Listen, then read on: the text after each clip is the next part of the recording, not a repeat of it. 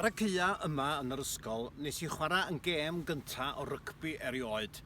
A phan ddothon ni yn ddiweddarach i sefydlu clwb rygbi Nant Conwy, wel, doedd na ddim amheuaeth nad clwb Cymraeg fysa hwnnw.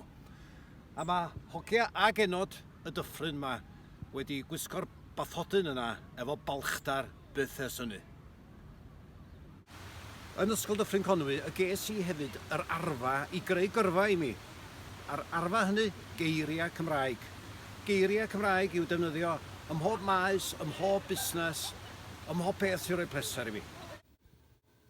Yn y gwersi Cymraeg, y glwys i am y gynghanedd am y tro cyntaf. Mae'r gynghanedd wedi mynd â fi at farddoniaeth, at fyd cystadlu, eisteddfoda, ymryson y beirdd, llawer iawn o gymdeithas a hwyl, wrth gwrs, hefyd at fod yn fardd at alwad cymdeithas. Ac mae'r gynghanedd hefyd wedi mynd â fi at sgwennu caneuon.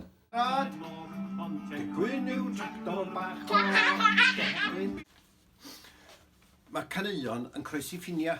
Mae caneuon wedi mynd â fi bob rhan o Gymru, drwy'r gwledydd Celtaidd ac i rannau eraill yn y byd hefyd.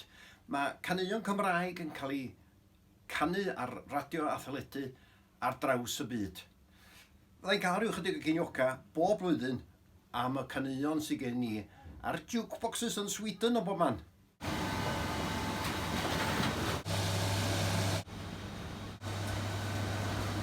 Trin peirianna di hanfod creu llyfrau.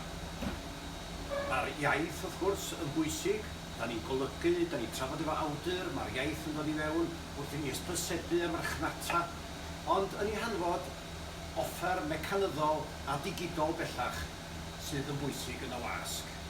Ac yma yng Ngwasg Carreg Walch, wel, mae'n rhywbeth yn braf mewn defnyddio dwylo wrth drin iaith.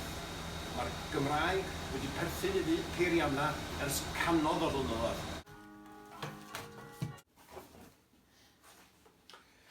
Mae geiriau Cymraeg yn mynd â ni nôl 1500 o flynyddoedd a llawer iawn hŷn na hynny hefyd. Ond drwy fod yn awdur a bardd plant, dwi wedi cael modd i fyw yn teithio o gwmpas ysgolion Cymru, yn gweld to newydd o blant, cenedlaeth newydd o Gymru yn dotio at yr hen eiriau yma ac yn cael hwyl efo nhw o hyd. Mae yna werth masnachol i Gymraeg ym myd celf erbyn hyn, pan sefydlodd Llio a Fina tonna yma ym Mhwllheli. Y bwriad oedd rhoi llwyfan, rhoi lle i dalenta ifanc Cymraeg ym myd celf. Da ni'n llawer iawn gwell am farchnata yn hunan yn Gymraeg erbyn hyn. Mae gen ni gymaint i gynnig does yn ogystal â golygfeydd gwych sy'n denu ymwelwyr mewn bob rhan o'r byd. Mae gen ni gynnyrch arbennig iawn iawn. Ac erbyn hyn mae defnyddio'r Gymraeg mewn busnes i farchnata, i werthu cwrw a phobeth arall. Mae hwnnw bellach yn creu diddordeb. Mae yna droi oddi wrth twristiaeth global, diddordeb yn y lleol ac yn y gwledydd bychain. Ac felly mae cynnyrch lleol yn yr iaith leol yn bwysig iawn iawn. A da ni'n cael diddordeb fawr yn yr enwa sgynna ni ar Gwrw Llŷn ac yn y straeon sydd tu ôl i'r enwa. Da ni'n medru cynnig rhywbeth gwahanol. Y Gymraeg ydy'r allwedd i hyn i gyd yn yn hanes i. Mae rhaid i meistrioli hi a defnyddio i holl adnoddau hi yn y byd modern. Iaith y Gymraeg a chi yn bell.